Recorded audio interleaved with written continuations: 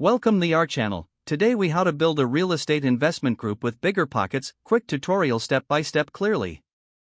To build a real estate investment group using BiggerPockets, start by creating a free account on their website. Once registered, familiarize yourself with the platform's features and community guidelines. Navigate to the forums section to connect with like-minded investors. Join discussions relevant to your interests and goals in real estate. Begin by sharing your experiences and insights to establish credibility within the community.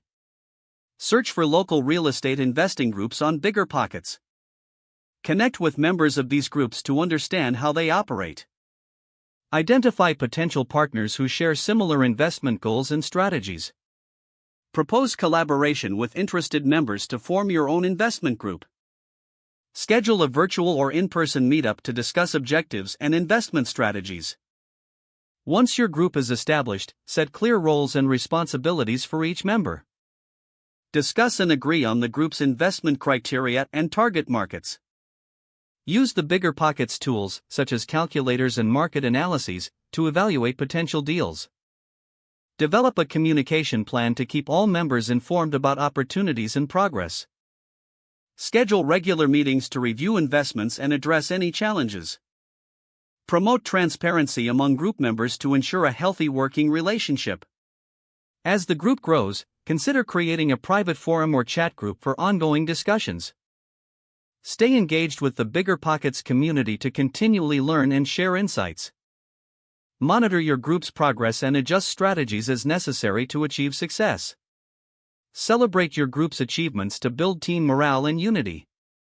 If the page does not load, refresh the browser or try again in a private or incognito window. Make sure you are using the correct email address, then retype it carefully to avoid small typos. If your password is not accepted, use the reset option and create a new strong password you can remember. Check your spam folder for verification or security emails, then complete any requested confirmation steps. Enable two-factor authentication if available to improve account security and reduce unauthorized access risk. After signing in, review your profile details so your contact information and settings are accurate and current. If you see an error message, note it down and try again after restarting your device and internet connection.